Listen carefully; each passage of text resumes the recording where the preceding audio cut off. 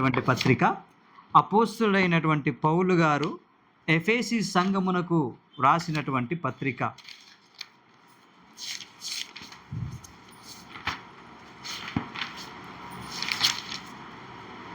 ఆరవ అధ్యాయము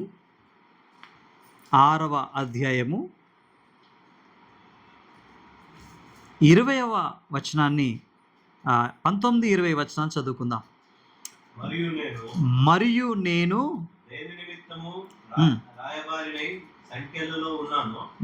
దేని నిమిత్తము రాయబారినై సంఖ్యలలో నేను బంధించబడి ఉన్నానో ఆ సువార్త మర్మమును నేను సువార్తను ధైర్యంగా తెలియజేయాలి. నేను ఆ సువార్తను గురించి ధైర్యంగా నేను తెలియజేయడానికి నేను నోరు తెరచున్నప్పుడు, నేను సువార్త విషయంలో నేను మాట్లాడతా కదా, ఆ మాట్లాడే విషయంలో నేను నోరు తెరిచినప్పుడు దానిని గూర్చి నేను మాట్లాడవలసినట్టుగా ధైర్యముతో మాట్లాడుటకై వాక్శక్తి నాకు అనుగ్రహించినట్లు నా నిమిత్తము పూర్ణమైన పట్టుదలతో విజ్ఞాపన చేయుచు మెలకువగా ఉండుడి. నేను ఏదైతే చెప్పాలనుకున్నానో దాని విషయము మీరు పట్టుదల కలిగి ప్రార్థన చేయండి అని. నేనైతే వాక్యం మాట్లాడాలనుకుంటానో దాని విషయంలో మీరు ప్రార్థన చేయాలి అని. అంటే మనం అర్థం చేసుకోవాల్సిన విషయం ఏంటంటే, సువార్త ప్రకటింపవలసినటువంటి భారం ఎవరి మీద ఉంది? మనందరి మీద ఉంది. సువార్త ప్రకటించాలి అని అంటే దేవుని గురించి మనకు తెలిసి ఉండాలి. ఇప్పుడు సరే, మనం ఒక విషయం చెబుతాం, యేసుక్రీస్తు ప్రభువు వారు అందరికీ ప్రభువు. ఆయన మన కొరకు వచ్చాడు, మన పాపాల కొరకు ఆయన మరణించాడు, సమాధి చేయబడ్డాడు, తిరిగి లేచాడు, మళ్ళీ వస్తాడని ఆ సత్యం మనందరికి తెలుసు. సో అంతవరకు చెప్పినటువంటి మనము ఇంకా ఎక్కువ వాక్య జ్ఞానాన్ని గనక మనం పొందుకుంటే ఎక్కువగా దేవుని గురించి చెప్పగలుగుతాం, ఎక్కువగా దేవుని గురించి మాట్లాడగలుగుతాం. మనం మాట్లాడాలి అని అంటే వాక్యం మనకు తెలియాలి. మనకు వాక్యం తెలియకపోతే మనము మాట్లాడలేం. వాక్యం మనకు రాకపోతే మనం మాట్లాడలేం. కాబట్టి ఈ రాత్రికాల సమయంలో ఆ వాక్యాన్ని నేర్చుకునేటువంటి తరుణంలో మనము ఆదికాండమును ప్రారంభించాం. అందులో కొంతవరకు మనము ఆలోచన చేశాం ఇలా ఉంది అని. ఇప్పుడు మనం మొదటి అధ్యాయం నుంచి మనం ముందుకు వెళ్దాం. ఆదికాండం 1వ అధ్యాయము 1వ వచనం నుంచి చదువుదాం. ఆదియందు దేవుడు భూమి ఆకాశములను సృజించెను. భూమి ఆకాశములు. సో అంటే మనకి ఈ వచనం ఏం తెలియజేస్తుందంటే, భూమి ఉంది, ఆకాశములు ఉన్నాయి. మనకు కనిపించేది ఒకే ఆకాశము, కానీ దానికి పైన ఆకాశం ఉంది, దానికి పైన మరొక ఆకాశం ఉంది. బైబిల్ దీనికి క్లారిటీ ఇస్తుంది, 3 ఆకాశాలు ఉన్నాయి అని. అపోస్తలుడైన పౌలు గారు ఈ ఆకాశాల గురించి రాశాడు కొరింథీ పత్రికలో. చదువుదాం ఒక మాటని. కొరింథీలకు రాసిన మొదటి పత్రిక, ఒకసారి చదువుదాం. 15వ అధ్యాయం.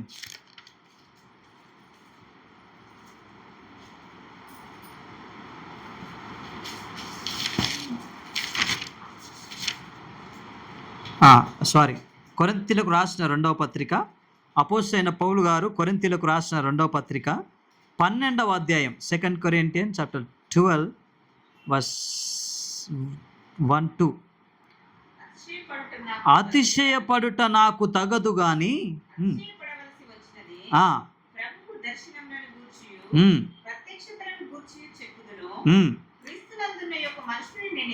నేను ఒక మనుషుని ఎరుగుతాను. చాలు, ఎన్నో ఆకాశానికి కొనిపోబడ్డాడు? 3వ ఆకాశం. అంటే ఆకాశములు ఎన్నున్నవని మనకు అర్థమవుతుంది. 3 ఆకాశాలు. మనకు కనిపించేది ఒకే ఆకాశము, దానిపైన మరొక ఆకాశం ఉంది, దానిపైన మరొక ఆకాశం కూడా మనకు కనిపిస్తుంది అనే విషయాన్ని మనం జ్ఞాపకం చేసుకోవాలి. అంటే ఆదికాండం 1వ అధ్యాయం 1వ వచనంలో రాయబడి ఉన్న విషయాలు ఏంటి? ఆదియందు దేవుడు భూమిని ఆకాశములను సృజించెను అనే విషయాన్ని మనం జ్ఞాపకం చేసుకుందాం. దేవుడు సృజించేవాడు. మానవుడు తయారు చేసేవాడు అనే విషయాన్ని లాస్ట్ వీక్లో మనం నేర్చుకున్నాం. ఉన్నదాన్ని తీసుకొని చేసేవాడిని తయారు చేసేవాడు అంటారు, లేనిదాన్ని చేసేవాడిని సృష్టికర్త అంటారు. ఈ లోకంలో సృష్టికర్తలు ఎవరు లేరు, ఒకే ఒక సృష్టికర్త ఉన్నాడు, ఆయనే ప్రభు అయిన యేసుక్రీస్తు ప్రభుల వారు. దేవుడు ఉన్నాడు, దేవుడు ఈ లోకాన్నంతటిని సృష్టించాడు అనే విషయాన్ని, సృష్టికర్త అనే పేరు ఆయనకు మాత్రమే తగుతుంది, మరెవ్వరికి ఆ సృష్టికర్త అనే పేరు పెట్టడానికి లేదు. మరి మిగతా వాళ్ళందరూ సృష్టిస్తున్నారు కదా, అది ఉన్న దాంట్లో నుంచి చేశారు, పదార్థం నుంచి చేశారు. ఒక సెల్ ఫోన్ చేస్తున్నాడు, ఎలా చేస్తున్నాడు? ఉన్న దాంట్లో నుంచి చేస్తున్నాడు. భూమిలో నుంచి ఒక పదార్థాన్ని తీసుకొని ఒక పరికరాన్ని తయారు చేస్తున్నాడు. కానీ లేని దాన్ని సృష్టించిన వాడు దేవుడు అనే విషయాన్ని మరొకసారి మనం ఆలోచించబద్ధులమై ఉన్నాం. అందుకే ఇక్కడ మనం చూస్తే ఆది యందు దేవుడు భూమి ఆకాశాలను ఆయన సృజించాడు, భూమి నిరాకారంగాను శూన్యముగాను ఉండెను అనే విషయాన్ని మనం చూస్తున్నాం. చీకటి అగాధ జలములపైన కమ్మి ఉండెను, దేవుని ఆత్మ జలములపైన అల్లాడుచుండెను. ఈ మాటని మనం అర్థం చేసుకోగలిగితే, జలములపైన దేవుని ఆత్మ అల్లాడడం ఏంటి, అల్లాడడం ఏంటి అని అనుకుంటే, అల్లాడడం అంటే మనకి సాధారణంగా వచ్చే ఆలోచన ఏంటంటే, ఇప్పుడు కోడిని ఉందే, దాన్ని కోస్తే అది ఏమైపోద్ది, అల్లాడుతుంది అని అంటారు, అంటే విలవిల్లాడుతుంది. కానీ ఈ విలవిల్లాడడం కాదు, దేవుని ఆత్మ మరొక బైబిల్లో మనం చూస్తే సంచరిస్తూ ఉంది, దేవుని ఆత్మ సంచరిస్తుంది అనే విషయాన్ని మనం జ్ఞాపకం చేసుకోవాలి. దేవుడు పని చేస్తున్నాడు, పరిశుద్ధాత్మ దేవుడు పని చేస్తూ ఉన్నాడు. మరొక విషయాన్ని మనం చదువుదాం, 3వ వచనం. దేవుడు వెలుగు కమ్మని పలుకగా వెలుగు కలిగెను. పలుకగా అంటే ఇక్కడ ఓడు కూడా మనకు కనిపిస్తూ ఉంది, అదేనా? ముగ్గురు పాత్ర మనము సాధారణంగా గమనిస్తాం సృష్టిలో. ఎవరెవరి పాత్ర అది? దేవుని పాత్ర, కుమారుని తండ్రి అయినటువంటి దేవుని పాత్ర, కుమారుడైనటువంటి యేసుక్రీస్తు పాత్ర, పరిశుద్ధాత్మ దేవుని పాత్ర. ఈ ముగ్గురు పాత్ర సృష్టి కార్యంలో ఉంది. ఆత్మదేవుడు మనకు కనిపిస్తున్నాడు, కుమారుడు మనకు కనిపిస్తున్నాడు, దేవుడు మనకు కనిపిస్తున్నాడు. దీంటి గురించి ఈ మధ్యకాలంలో యూట్యూబ్లో అంటే ఒక చర్చనే నడుస్తూ ఉంది. సో అంటే యేసు ప్రభు దేవుడు కాదనేటువంటి బోధలు కూడా నేటి దినాల్లో వస్తున్నాయి. వాటి విషయంలో మనం జాగ్రత్తగా ఉండాలి. పరిశుద్ధాత్మ దేవుడు కాదనే బోధలు కూడా వస్తున్నాయి. అసలు దేవుడు కాదనే దినాలు కూడా వస్తాయి. అది ఎవరి లోపల వస్తాయి? మన లోపల వస్తాయి. కాబట్టి జాగ్రత్తగా మనం ఉండాలి. యేసు ప్రభువును మనము ఒప్పుకోవాలా. దేవుడు ఆయన. ఒక మాట కొలస్సీలకు రాసిన పత్రికలో మనం చదువుదాం. కొలస్సీలకు రాసిన పత్రిక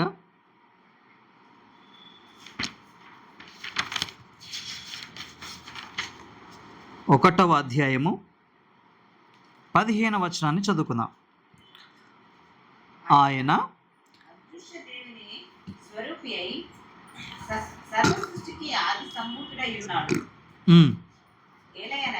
ఆయన అదృశ్య దేవుని స్వరూపి అయి సర్వ సృష్టికి ఆది సంభూతుడుగా ఉన్నాడు.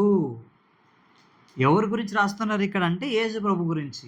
ఆయన సర్వ సృష్టికి ఆది సంభూతుడు. ఆది యందు దేవుడుండెను, ఆ దేవుడే వాక్యమై ఉండెను. ఆది యందు వాక్యం ఉండెను, ఆ వాక్యమే దేవుడై ఉండెను. అంటే వాక్యమే దేవుడు. ఆ వాక్యం ఎవరో కాదు, ప్రభు అయిన యేసుక్రీస్తు ప్రభుల వారు. సో మనం ఇక్కడ జ్ఞాపకం చేసుకోవాల్సింది ఏంటంటే, ఆదిలో యేసుక్రీస్తు ప్రభుల వారు ఉన్నారు, ఆదిలో పరిశుద్ధాత్మ దేవుడు ఉన్నాడు, ఆదిలో తండ్రి అయినటువంటి దేవుడు ఉన్నాడు. వీరు ముగ్గురు కలిసి ఈ సృష్టి కార్యాన్ని వాళ్ళు జరిగిస్తూ ఉన్నారు అనే విషయాన్ని జ్ఞాపకం చేసుకోవాలి. అయితే నేటి దినాల్లో యేసు ప్రభు దేవుడే కాదన్నటువంటి సందర్భాలు ఎన్నో రీతిగా అబద్ధ బోధలు వస్తూ ఉన్నాయి.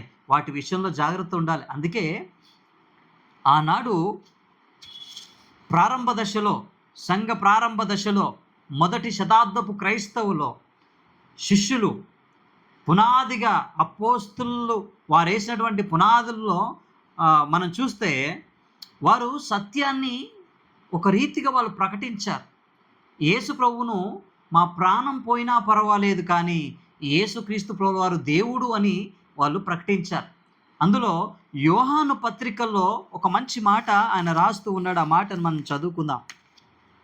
2వ పత్రిక, యోహాను రాసిన 2వ పత్రిక 7వ వచనాన్ని జ్ఞాపకం చేసుకుందాం.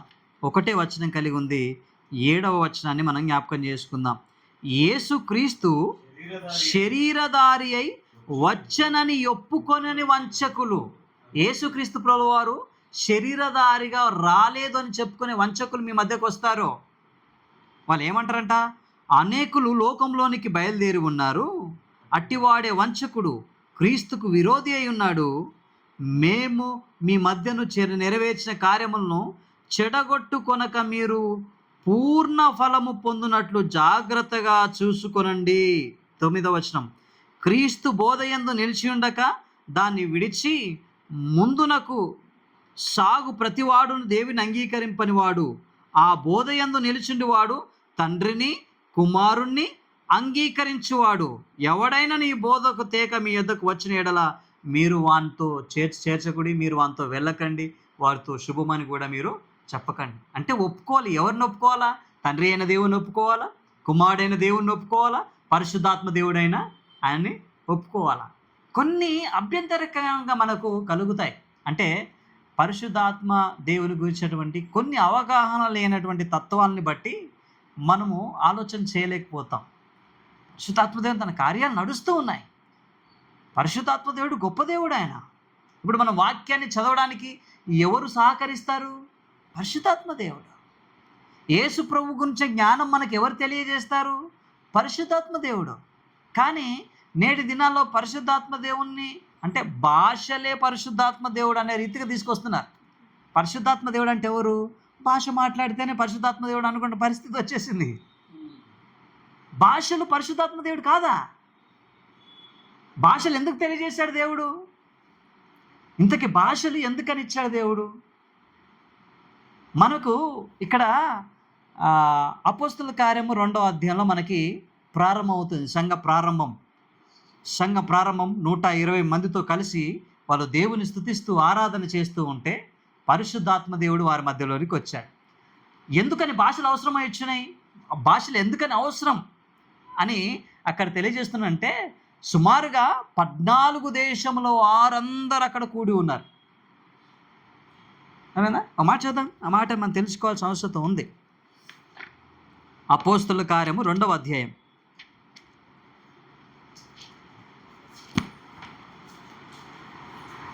పెంతెకోస్తు అను పండుగ దినమున వచ్చినప్పుడు అందరూ ఒకే చోట కూడి ఉండేది. అప్పుడు వేగముగా వీచు గాలి, బలమైన గాలి వంటి ఒక ధ్వని ఆకాశం నుండి అకస్మాత్తుగా వారు కూర్చుని ఉన్న ఇల్లంతా నిండెను. 2వ అధ్యాయం 1వ వచనం, చాప్టర్ 2 verse 1-2. 5వ వచనం చదువుదాం డైరెక్ట్. ఆ కాలమున ఆకాశము క్రింద నుండి ప్రతి జనములలో నుండి వచ్చిన భక్తిగల యూదులు యెరూషలేములో కాపురం ఉండిరి. ఈ విషయాన్ని మనం జ్ఞాపకం చేసుకుందాం. యాక్చువల్లీ ఈ యూదులందరూ ఒక రూల్ వాళ్ళకు ఉంది, ఒక ఆజ్ఞ వాళ్ళకు ఉంది. ఏంటి అని అంటే ప్రతి సంవత్సరము ఏటేటా ఒక రోజు అంటే పస్కా రోజు వీళ్ళందరూ నలుదిక్కుల ఎక్కడున్న యూదులందరూ యెరూషలేముకు చేరుకోవాలి. ఏ రోజు? పస్కా రోజు. వాళ్ళు వచ్చి దేవుణ్ణి ఆరాధన చేసుకొని పస్కాను ఆచరించి తిరిగి వెళ్ళిపోవాలి. అయితే యూదులందరూ చెదిరిపోయారు. యూదులందరూ కొంతమంది రోమ్లో ఉన్నారు, కొంతమంది ఐగుప్తులో ఉన్నారు, కొంతమంది నలుదిక్కుల ఈ సిటీస్ అన్ని మనం చూస్తాం ఈ కింది వచనాల్లో. ఆ నలుదిక్కులో ఉన్నటువంటి ఆ యూదులందరూ పస్కా కొరకు వచ్చారు. ఎక్కడికి? యెరూషలేముకి. యెరూషలేముకి వాళ్ళు వచ్చి పస్కా ఆచరించుకొని అప్పుడే ఏం జరిగిందనంటే యేసు ప్రభు పస్కా రోజే మరణించడం అని చూస్తాం. ఆయన సిలువ వేయబడడం అని చూస్తాం. సిలువ వేసిన తర్వాత పస్కా నుంచి సుమారుగా 50వ రోజు, పస్కా నుంచి సుమారు కాదు, పస్కా నుంచి 50వ రోజు వచ్చే పండుగ ఏంటి అనంటే పెంతెకోస్తు పండుగ. దీన్నే ప్రథమ ఫలముల పండుగ అని కూడా అంటారు.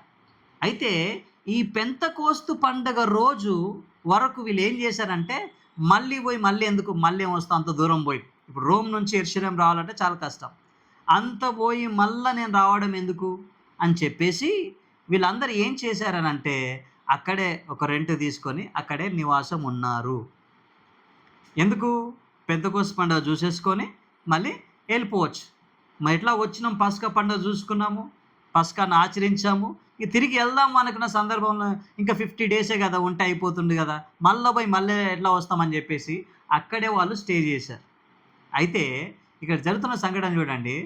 అక్కడ నలుదిక్కులో ఉన్నటువంటి వారందరూ వచ్చి యెరూషలేములో స్టే చేస్తుంటే పరిశుద్ధాత్మ దేవుడు ద్వారం తెరుస్తున్నాడు సంఘం కొరకు. అప్పుడు ఏం జరుగుతుందంటే వేగంగా వీచే గాలి, శిష్యులందరూ మేడగదిలో మార్కుగా ఉన్నటువంటి ఆ మేడగదిలో ఆ ఫస్ట్ ఫ్లోర్ అందరూ కూర్చొని దేవుణ్ణి ప్రార్థన చేస్తూ ఉన్నారు. ప్రార్థన చేస్తూ ఉంటే పరిశుద్ధాత్మ దేవుడు వారి మధ్యలోకి వచ్చి వారిని అందరినీ ఆవరించి ఈ విధంగా పలుకుతున్నాడు. ఏమని వాళ్ళకి ఆజ్ఞ ఇచ్చాడనంటే, ఏమని వాళ్ళు బలపరుస్తున్నాడంటే, అక్కడ వచ్చిన కొంతమంది ఉన్నారు కదా, ఎవరెవరు ఉన్నారు వాళ్ళు? పెద్ద ధ్వని వచ్చింది, అగ్ని నాలుక వంటి నాలుకలు విభాగింపబడినట్లుగా వాళ్ళ మీద ఒక్కొక్కరి మీద అది వాలగా. అప్పుడు ఏం జరుగుతుంది? 5వ వచనం, ఆ కాలమున ఆకాశము కింద ఉండు ప్రతి జనములో ఉండి వచ్చిన భక్తి గల యూదులు. ప్రతి జనం అంటే ఏంది? నలుదిక్కుల నుంచి వచ్చారు వాళ్ళు, భూమి నుంచి నలుదిక్కుల నుంచి వాళ్ళు వచ్చారు. ఈ శబ్దము కలగగా జనులు గుంపులు కూడి వచ్చి ప్రతి మనుష్యుడు తన స్వభాషతో మాట్లాడుట విని కలవరపడ్డారు. ఎవరెవరు వాళ్ళందరూ? అంతటా వాళ్ళు విభ్రాంతి నొంది ఆశ్చర్యపడి, ఇదిగో మాటలాడుచున్న వీరు గల్లేరు కాదా? మనలో ప్రతివాడు తాను పుట్టిన భాషతో మాట్లాడుతున్నారు ఏందని చెప్పి 9వ వచనం మాట్లాడుతున్నారు. వాళ్ళు పార్దీయులు, మాదీయులు, ఎలామీయులు, మెసొపొతామియులు, యూదేలోని వారు, కప్పదోకియాలోని వారు, పొంతువారు, ఆసియా వారు, పృగ్రియ వారు, పంపులియ వారు, ఐగుప్తు వారు అనేటువంటి దేశంలో వారందరూ, తర్వాత కురేను దగ్గర లిబియాలో కాపురం ఉన్నటువంటి వారందరూ, రోమా నుంచి వచ్చినటువంటి వారు, యూదులు, యూదమత ప్రవిష్టులు, క్రేతీయులు, అరబీలు, సుమారుగా మనకి 14 ప్రాంతాల నుంచి వచ్చినటువంటి వారందరూ, 14 ప్రాంతాల నుంచి వారు వచ్చి అక్కడ వీళ్ళు మాట్లాడుతుంటే విన్నారు. వాళ్ళు ఎలాంటి వారు? రోమా నుంచి వచ్చారు, ఐగుప్తు నుంచి వచ్చారు, నల్దిక్కు నుంచి క్రేతీలు అక్కడ ఉన్నారు, పార్దీలు అక్కడ ఉన్నారు, మెసొపొతామియా నుంచి వచ్చినటువంటి వారు ఉన్నారు, ఎలామీయులు అక్కడ ఉన్నారు, పొంతు, ఆసియా, పృగ్రియ, పంపులియా, ఇలాంటి నలుదిక్కుల ప్రాంతాల్లో నుంచి వచ్చినటువంటి వారందరూ ఎక్కడున్నారు అని అంటే, పేతురు గారు ఈ 120 మంది ఉన్నారు కదా, ప్రార్థన చేసే చోటుకి ఎంతో భయంకరమైన శబ్దం కలిగింది కదా, అంత పెద్ద శబ్దం కలిగింది కదా అని చెప్పేసి అందరూ పరిగెత్తుకుంటా వాళ్ళు ఉన్నటువంటి మేడగది దగ్గరికి వచ్చారు. అప్పుడు వీళ్ళు మాట్లాడుతుంటే, ఎవరు? ఈ శిష్యులందరూ మాట్లాడుతుంటే వాళ్ళందరికీ ఏమర్థమైంది అంటే వాళ్ళ సొంత భాషలో అర్థమైంది. అర్థమైందా? ఇప్పుడు ఐగుప్తులో ఉన్నటువంటి వారు ఉన్నారనుకోండి, వాళ్ళకి ఐగుప్తు భాషనే అర్థమవుతుంది, వేరే భాష వాళ్ళకి రాదు. ఇప్పుడు వాళ్ళకి రావాలంటే ఎవరైనా ఒక ట్రాన్స్లేటర్ ఉండాలా. అక్కడ ట్రాన్స్లేటర్ ఎవరెవరు ఉన్నారా? ఎవరు లేరా. వీళ్ళు యూదులు, వాళ్ళు హెబ్రీ భాషలో మాట్లాడుతూ ఉంటే, అరామిక్ భాషలో మాట్లాడుతూ ఉంటే వాళ్ళకి ఈజిప్ట్ భాషలో అర్థమైపోయింది, వీళ్ళకి రోమ్ భాషలో అర్థమైపోయింది. దాన్ని ఏమని పిలిచారంటే అన్య భాష అని పిలిచారు. ఎవరికి? వాళ్ళకి దేవుని వార్త అర్థమవ్వడానికి దేవుడు పంపించినటువంటి భాష అది. అంతేగాని ఈనాడు మాట్లాడుతున్నటువంటి భాష కాదు అది. ఈనాడు మాట్లాడతారు, ఏదో మాట్లాడతారు, ఆ భాష కాదు ఈ భాష. దేవుడు వాళ్ళకి వాక్యం అర్థం అవ్వడానికి వీళ్ళని పంపించాడు. ఈ భాష ఇప్పుడు సపోజ్ చెప్తున్నాండి, ఇప్పుడు మీ అందరు ఇంగ్లీష్ మాట్లాడుతున్నారు అనుకోండి, నాకు ఇంగ్లీష్ రాదా? ఇప్పుడు నేను తెలుగులో మాట్లాడుతున్నా, మీకు తెలుగు రాదు. నేను తెలుగులో మాట్లాడితే మీకు ఏమైపోయింది? ఇంగ్లీష్లో అర్థమైంది.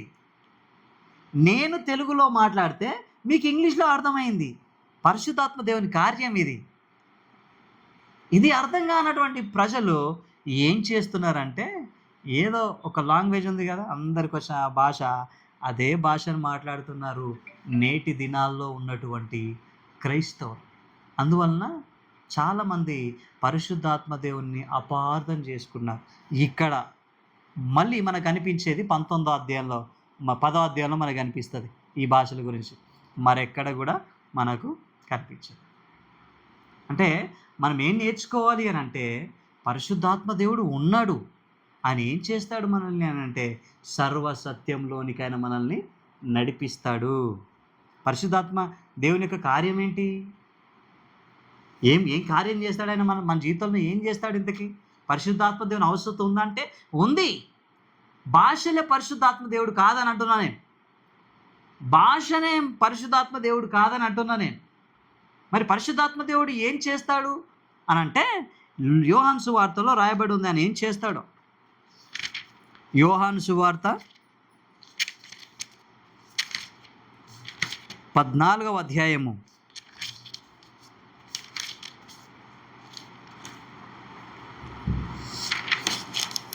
15వ వచనాన్ని మనం జ్ఞాపకం చేసుకుందాం. 16వ వచనం, నేను తండ్రిని వేడుకొందును, మీ యొద్ద ఎల్లప్పుడూ ఉండుటకై ఆయన వేరొక ఆదరణకర్తని మీ దగ్గర పంపిస్తాను. ఆదరణకర్త అంటే ఎవరు? పరిశుద్ధాత్మ దేవుడు. అంటే మీ యొద్ద ఎల్లప్పుడూ ఉండడానికి, అంటే ఇప్పుడు మనతో ఉంది ఎవరు?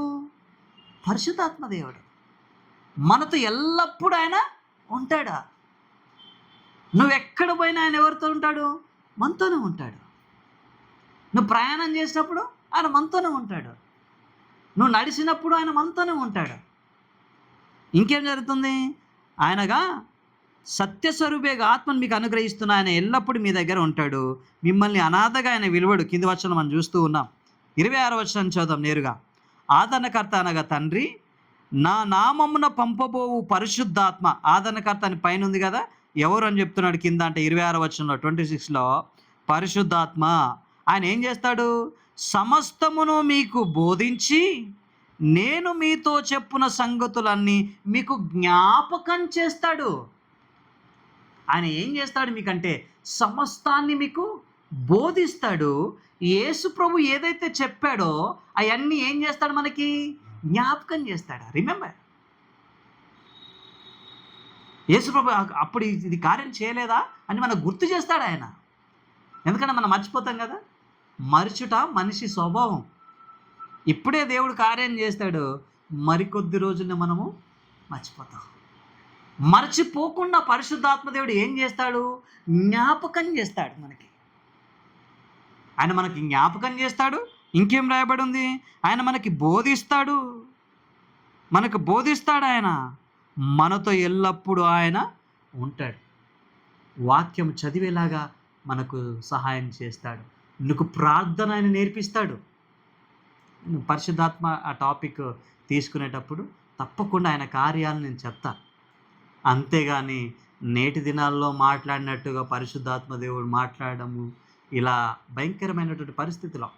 ఇప్పుడు అమ్మ చెప్పింది, పైన ఒక సంఘటన జరుగుతుంది, వాళ్ళందరూ వచ్చేసి ఏదో అరుస్తూ ఉంటే డిస్టర్బెన్స్ చేస్తారా పరిశుద్ధాత్మ దేవుడు? ఎప్పుడైనా ఆయన నెమ్మదినిస్తాడు మనకి, పీస్. అంతేగాని ఇతరుని డిస్టర్బెన్స్ చేయడు ఎప్పుడు.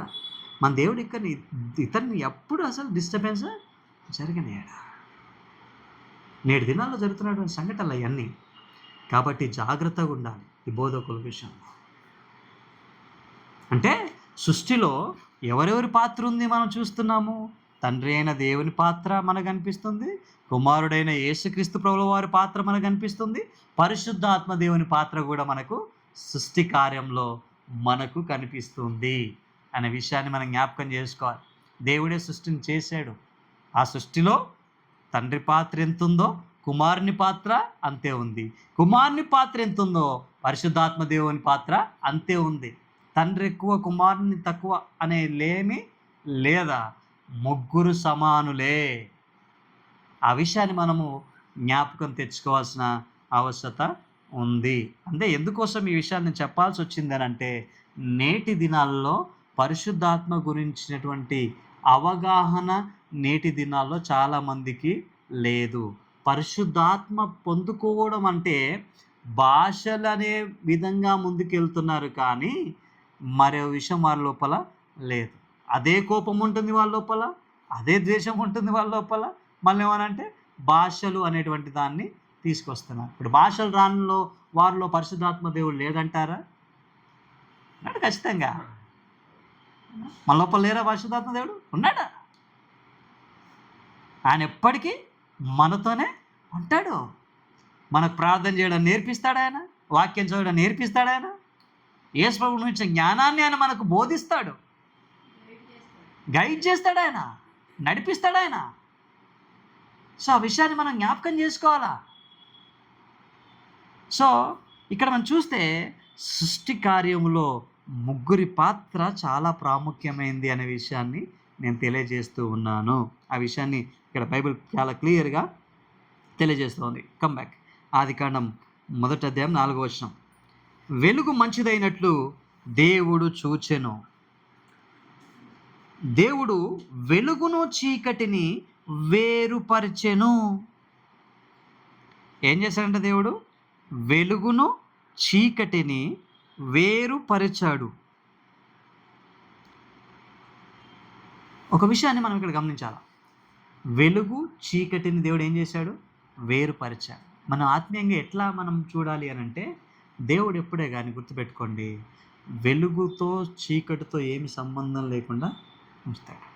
మనం వెలుగు సంబంధం, మనం ఎవరం? మనం వెలుగు సంబంధం. మనం చీకటితో ఎప్పుడు పొత్తు చేయకూడదు. అంటే వాడిని దేవుని మాటలు చెప్పడానికి మనం ముందుకెళ్ళి వారిని బలపరచాలి, అంతేగాని మనం వెళ్ళి వారితో చేరకూడదు. మనం వెళ్ళి వారిలో చేరకూడదు. వారిని మన దేవుని సంది మాటలు చెప్పి మనం నడిపించే క్రమంలో మనం ఉండాలి. సో మనం రెండు కలవడానికి దేవుడు ఎంత మాత్రమో ఇష్టం లేదా. ఇప్పుడు పాపి పరిశుద్ధుడు ఇద్దరు ఉన్నారు. పరిశుద్ధుడు పాపిని తన పరిశుద్ధతలోకి తెచ్చుకోవాలని, పరిశుద్ధుడే పాపిలో కలవడానికి లేదా. ఆ విషయాన్ని మనం జ్ఞాపకం చేసుకోవాలా. అంతే. వెలుగుతో చీకటికి ఏం సంబంధం? అదే అన్నాడు కదా పౌలు గారు. క్రీస్తుతో బెలియాలకు సంబంధం ఏంటి? బెలియాలతో సంబంధం ఏంటి? విశ్వాసికి అవిశ్వాసికి పాలెక్కడిది? ఆ విషయాన్ని మనం జ్ఞాపకం చేసుకుంటే ఇక్కడ వెలుగును చీకటిని దేవుడు ఏం చేశాడనంటే వేరుపరిచాడు అనే విషయాన్ని మనం జ్ఞాపకం చేసుకోవాలి. ముందుకు వచ్చినట్లయితే మనం 5వ వచనంలో, దేవుడు వెలుగునకు పగలని పేరు పెట్టాడు, చీకటికి రాత్రి అని పేరు పెట్టాడు. అస్తమయమును ఉదయమును కలగగా ఒక దినము ఆయను. వెలుగు చీకటిని దేవుడు ఏం చేశాడు? వేరు పరిచాడు. ఇది మొదటి దినంలో జరిగినటువంటి కార్యం. రెండో దినంలో ఏం జరుగుతుందో మనం చూద్దాం. 6వ వచనం నుంచి చదువుదాం. మరియు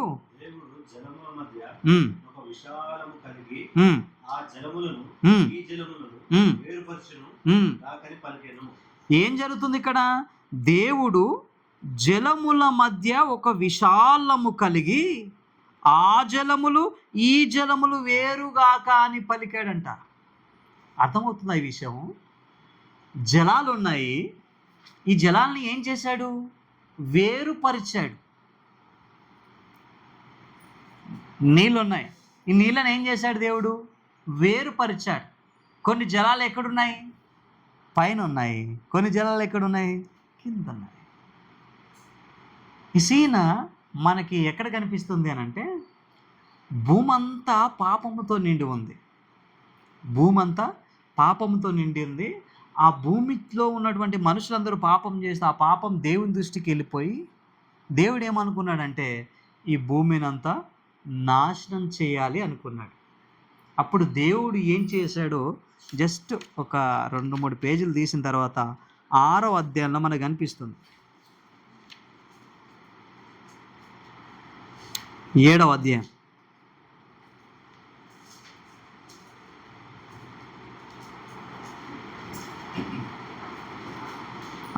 ఆది కాండము 7వ అధ్యాయము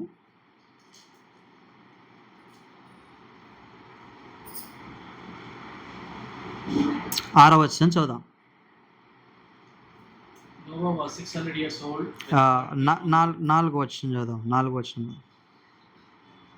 7 days from now I am going to send rain and it will fall for 40 days and 40 nights in order to destroy all the living beings that I have made. చదువు. కింద చదువుదాం.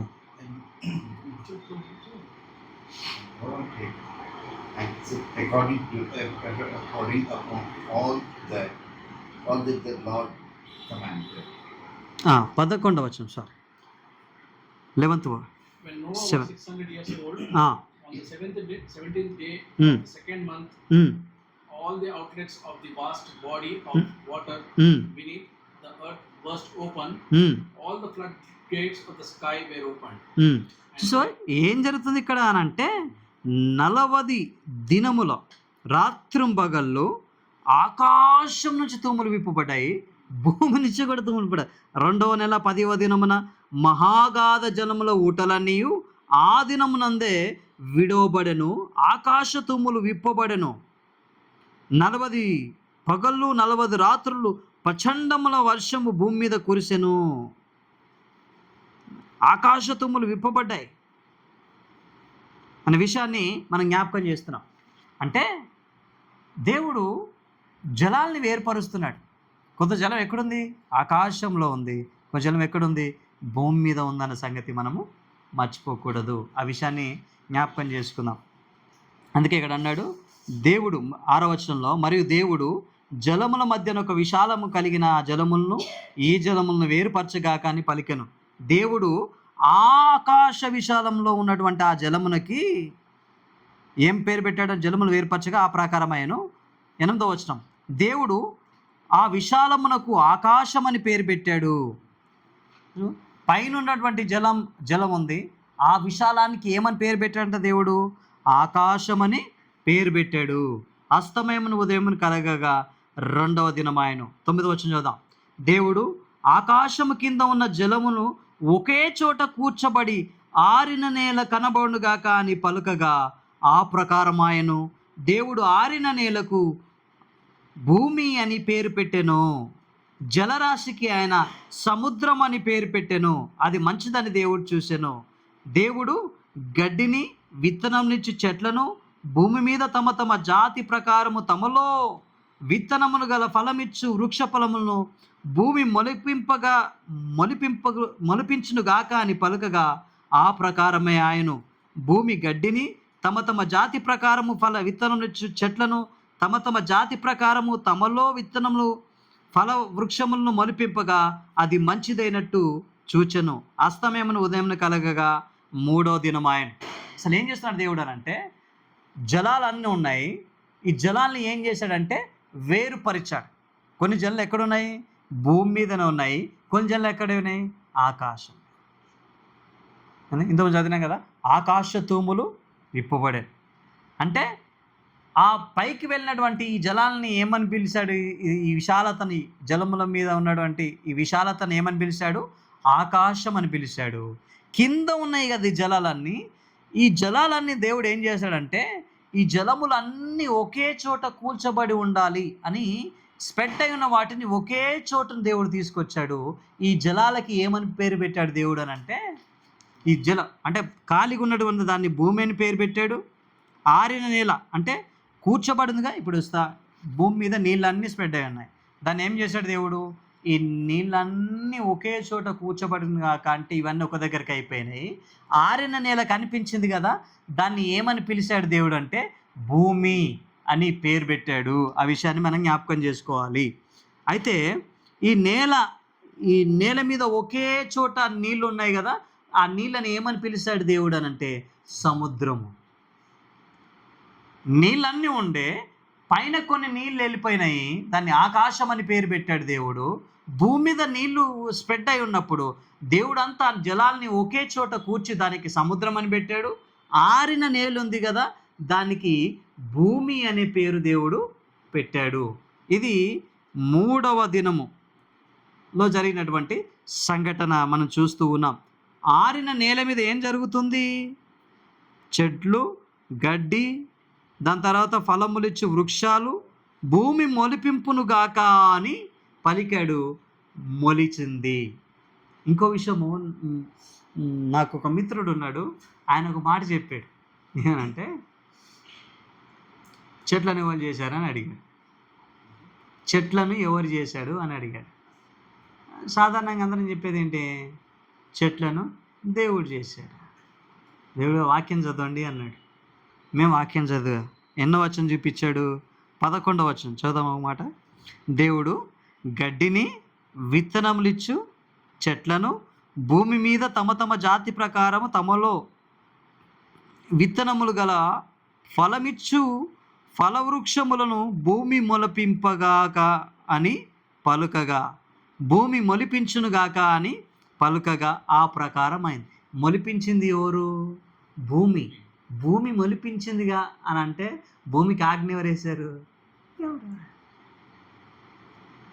వీళ్ళందరూ అనుకున్నారు భూమి మొలిపించింది కదా. మొలిపించింది ఎవరు? భూమి అనేసి వెళ్ళిపోయాడు. నేను మళ్ళీ అడిగా మా వాళ్ళని, చెట్లను ఎవరు మొలిపించారు అని. అంటే వాళ్ళు పడ్డారు. భూమి మొలిపించిందా, దేవుడు మొలిపించిందా అన్నారు. భూమి అంటే భూమి కాదు, దేవుడు మొలిపించాడు. దేవుడు ఆజ్ఞిస్తేనే మొలిచాయి. భూమి నువ్వు మొలిపించు మొక్కల్ని అంటే భూమి మొలిపించింది మొక్కల్ని, ఫలాలించే మొక్కల్ని మొలిపించింది. సో మనం ఇది అర్థం చేసుకోవాలి. అంటే దేవుడు ఏం చేస్తున్నాడు సృష్టి కార్యంలో అని అంటే, చాలా జలాలు ఉన్నాయి. ఆ జలాల్ని దేవుడు ఏం చేశాడు? పైన వేరుపరిచాడు. వేరుపరిచిన ఆ జలం పైన ఉన్నటువంటి వాటిని ఆకాశం అని పేరు పెట్టాడు. కిందున్న ఆ జలాలు ఉన్నాయి కదా, ఆ జలాలన్నీ ఒకే చోట కూర్చోబడాలని దేవుడు ఆజ్ఞిస్తే ఆ జలాలన్నీ ఒకే చోటుకు వచ్చాయి. ఆ ఒకే చోట ఉన్నటువంటి ఆ జలాల్ని దేవుడు ఏమని పిలిచాడు? సముద్రాలని పిలిచాడు. నారిన నేల కనిపిస్తుంది కదా, ఆరిన నేలకి దేవుడు ఏమని పెట్టాడు? భూమి అని పేరు పెట్టాడు. అప్పుడు భూమి ఏం చేయాలని చెప్పి దేవుడు చెప్పాడు? మొక్కల్ని, వృక్షాల్ని, నువ్వు ఫలాలిచ్చే చెట్లను మొలిపించాలి అని ఆజ్ఞ ఇచ్చినప్పుడు ఆ ప్రకారమే తమ తమ జాతి ప్రకారము వృక్షాలు మొక్కలు అయిపోయాయి. మొక్కలు భూమి ఎదిగించినట్లుగా మనము చూస్తూ ఉన్నాము. ఇదంతా దేవుడు పలకగా జరిగినటువంటి కార్యం, దేవుడు ఆజ్ఞ ఇస్తే జరిగినటువంటి కార్యం అనే విషయాన్ని మనం జ్ఞాపకం చేసుకోవాలి. 14వ వచనం చదువుదాం. దేవుడు చదువుదాం ఎవరైనా. Then God commanded, let lights appear in the sky to separate day from night and to show the time when days, years and religious festivals begin. They shall shine in the sky to give light to the earth, and it was done. So God made the two larger lights, the sun to rule over the day and the moon to rule over the night. He also made the stars. He placed the lights in the sky to shine on the earth, to rule over the day and the night, and to separate light from darkness. And God was pleased with what he saw. Evening passed and morning came, and was the fourth day. 4వ దినాన దేవుడు ఒక విషయాన్ని జరిగిస్తున్నాడు. ఏంటి అంటే 14వ వచనంలో, దేవుడు పగటిని రాత్రిని వేరుపరచినట్లు ఆకాశ విశాలమందు జ్యోతులు కలుగునుగాక అని పలికాడు. జ్యోతులు అంటే ఏంటి? వెలుగునిచ్చేటివి. పెద్ద జ్యోతి, బైబిల్ వాడింది పెద్ద జ్యోతి, చిన్న జ్యోతి. పగటిని ఏలుటకు పెద్ద జ్యోతి, గొప్ప జ్యోతులుగా ఉన్నాయి అవి. పగటిని ఏలుటకు పెద్ద జ్యోతి, రాత్రిని ఏలుటకు చిన్న జ్యోతి. అర్థమవుతుందా? అంటే పగటి నేలడానికి పెద్ద జ్యోతి అంటే అర్థం ఏంటి? సూర్యుని చేశాడు. రాత్రి నేలడానికి చంద్రుని చేశాడు. అర్థమైందా? ఇప్పుడు ఏమేం చేశాడు 4వ దినాన దేవుడు? సూర్యున్ని, చంద్రుణ్ణి, నక్షత్రాలు, సూర్య చంద్ర నక్షత్రాలని ఆయన చేశాడు. ఇంకో విషయం తెలుసా? 14వ వచనం మనం చూస్తే అవి ఏం చేస్తాయంట? సూర్యుడు, చంద్రుడు, నక్షత్రాలు అవి సూచనలను, కాలములను, దిన సంవత్సరములు సూచించుటకు వాటిని పెట్టాడు దేవుడు. ఏం చేస్తాయి సూర్యుడు, చంద్రుడు, నక్షత్రాలు? సూచనలను, కాలములను. ఇప్పుడు ఎండాకాలం వస్తుంది, చలికాలం వస్తుంది, వీటి ద్వారా ఏమేమంట? సూచనలను, కాలములను, దినములను, సంవత్సరాలను. అర్థమైందా? ఒక దినము ఈ భూమి సూర్యుని చుట్టూ ఇలా తిరిగి వస్తే 24 గంటలు. అర్థమవుతుందా? అంటే ఇవన్నీ ఆర్డర్లో నడవడానికి దేవుడు ఎంత తన ప్లాన్ చేస్తున్నాడు చూడండి. భూమిని ఇదే కక్షలో తిరిగేలాగా దేవుడు చేశాడు. సూర్యుడు ఇదే కక్షలో దేవుడు తిరగడానికి దేవుడు చేశాడు. చంద్రుడు తన కక్షలో తిరిగేలాగా చేశాడు. నక్షత్రాలు తమ కక్షను, ఒక్కసారి కక్ష మీరితే ఏం జరుగుతుందో చూడండి. అందుకే అంటారు కదా, ఒకసారి కక్ష మీరితే రెండు క్రాష్ అయిపోయి అందరము ఇదైపోతామని కొన్ని సందర్భాలు న్యూస్లో చెప్తూ ఉంటారు. అంటే క్రాష్ అవ్వకుండా దేవుడు ఎంత ప్లాన్ చేసి, ఆయన మహాజ్ఞాని, అనంత జ్ఞానుడు దేవుడు. అలా దేవుడు 2 గొప్ప జ్యోతుల్ని పెట్టాడు. సూర్యుడు, చంద్రుడు మనకి ఏం చేస్తున్నాడు? దినములు లెక్కించడానికి, సంవత్సరాలు లెక్కించడానికి, కాలములు లెక్కించడానికి. శీతాకాలం, ఎండాకాలం, దాని తర్వాత వర్షాకాలం. ఈ కాలాలు వస్తున్నాయి, కారణం ఏంటి? దేవుడు పంపిస్తే వస్తున్నాయి. వర్షం వస్తుంది, ఎలా వస్తుంది? దేవుడు పంపిస్తే వస్తుంది. పగలైతుంది, రాత్రి అవుతుంది, ఎలా అవుతుంది? దేవుడు ఆజ్ఞిస్తే అవుతుంది. యెహోషువ ప్రార్థన చేశాడు, అయ్యా సూర్యుని ఆపవా, యుద్ధంలో మేము గెలవాలి అని. అంటే దేవుడు ఆపాడు కనుక ఆగింది. చరిత్రలో ఒకే రోజు. దేవుడు ఎంత గొప్పవాడో అంటే సృష్టి కార్యక్రమంలో దేవుని గొప్పతనాన్ని వర్ణించలేమండి. ఎవరైనా వేరు చేస్తారా నీటిని? ఆ శక్తి ఎవరికైనా ఉందా? లేదా. సముద్రానికి ఆయన తలుపులు వేసాడంట. సముద్రానికి ఏం చేశాడు? ఆయన తలుపులు వేసాడు, నువ్వు బయటకు రావద్దు అని. తాళం పెట్టేశాడు, అంతే. దేవుడు కనుక తాళం తీస్తే నీళ్ళు వచ్చేస్తాయి, సునామీ వచ్చేస్తాయి. యోబు గారితో కొన్ని మాటలు అన్నాడు, అది అద్భుతంగా ఉంటాయి. చదువుకున్న మాటలు. యోబు గ్రంథము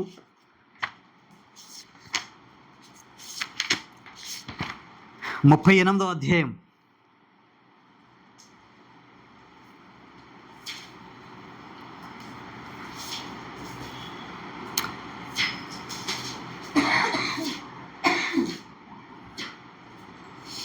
నాలుగవ వచనం చదువుదాం. నేను యోబు గ్రంథము యోబ్ 39:4 4వ వచనం. యోబు గ్రంథం 38వ అధ్యాయము 4వ వచనం 38:4-11. నేను భూమికి పునాదులు వేసినప్పుడు నువ్వెక్కడున్నావు యోబు? నేను భూమికి పునాది వేశాను. భూమిని చేసినప్పుడు భూమికి ఏం చేశాడంట? పునాది వేశాడు. ఆ పునాది ఎవరికైనా కనిపిస్తుంది? ఎవరికి కనిపిస్తుంది? అంతు చిక్కదు దేవుని జ్ఞానం. భూమి ఎట్లా నిలబడుతుంది? ఎప్పుడైనా ఆలోచన చేశారా? ఈ విషయంలో ఇలా తిరుగుతూ ఉంది, గుండ్రగా ఇలా తిరుగుతూ ఉంది భూమి. ఆ భూమికి పునాదులు ఉన్నాయి తెలుసా? భూమికే కాదు, ఆకాశానికి కూడా పునాదులు ఉన్నాయి. ఆకాశానికి పునాదులు ఎక్కడున్నాయి? ఆకాశానికి పునాదులు ఎక్కడున్నాయి? భూమి మీద ఉన్నాయి. చూద్దామా మీకా గ్రంథం. ఆకాశానికి పునాదులు దేవుడు వేసాడు. అంటే సృష్టి గొప్పది, దేవుడు చేసినటువంటి సృష్టి ఇది.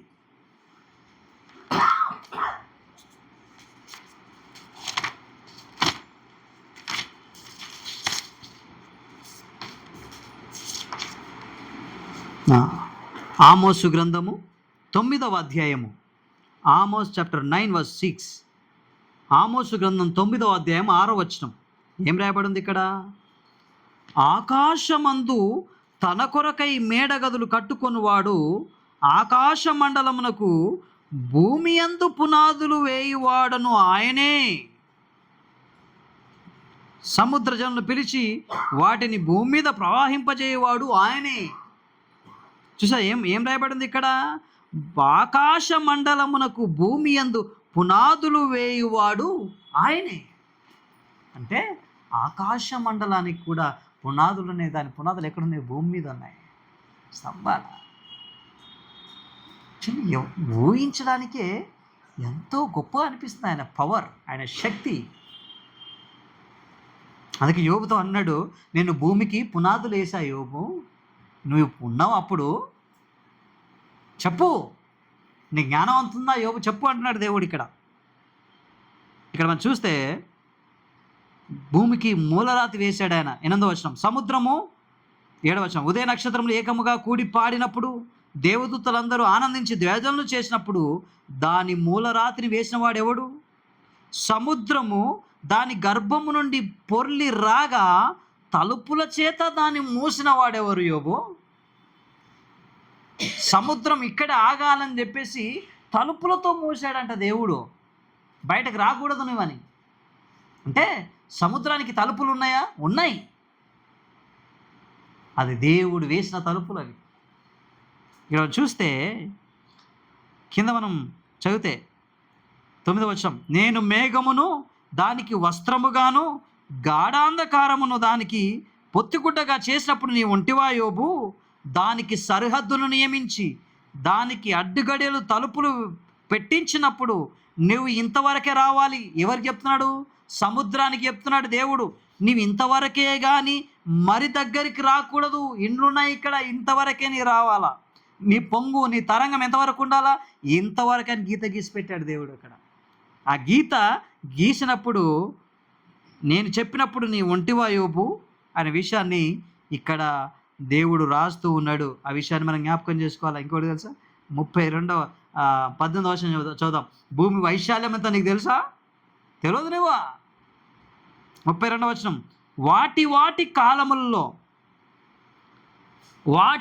కాలముల్లో నక్షత్రాలను వచ్చినట్లు నీవు చేయగలవా? చేస్తావాను? నక్షత్రాలు వాటి కాలాల్లో వచ్చినట్లు నువ్వు చేస్తావా? చేయలేవు నువ్వు. చూసావా దేవుడు ఎంత మనం ఆలోచన చేస్తే సృష్టి కార్యంలో దేవుని యొక్క గొప్పతనాన్ని, ఆయన శక్తిని మనం ఆలోచన చేస్తే, ఆహా దేవుడు ఎంత నక్షత్రాలంట ఈ కాలంలో నువ్వు రావాలా, ఈ కాలంలో నక్షత్రాలు నువ్వు రావాలా.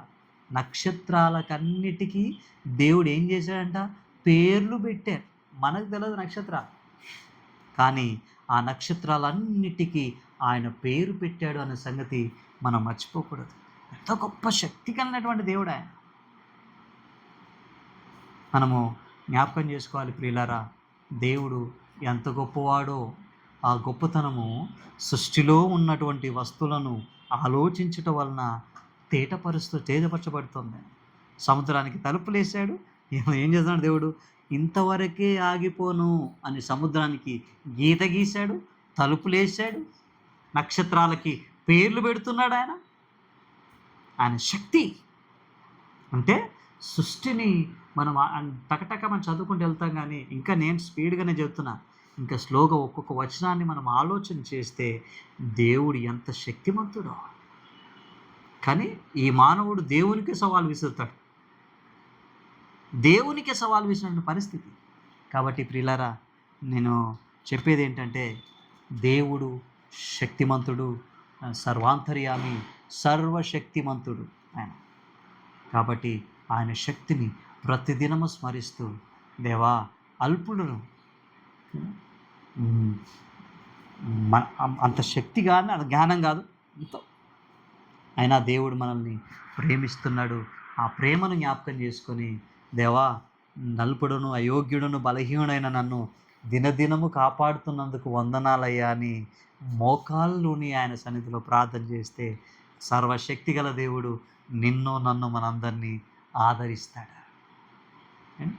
సముద్రంతో ఎప్పుడైనా మనం పెట్టుకుంటామా కదా?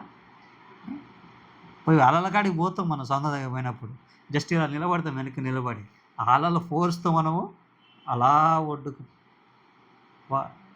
ఇలా తీసుకో అలా అలా లాబట్టి ఇట్లా వేసేస్తుంది అంతే, లేపి అలా పడేస్తుంది.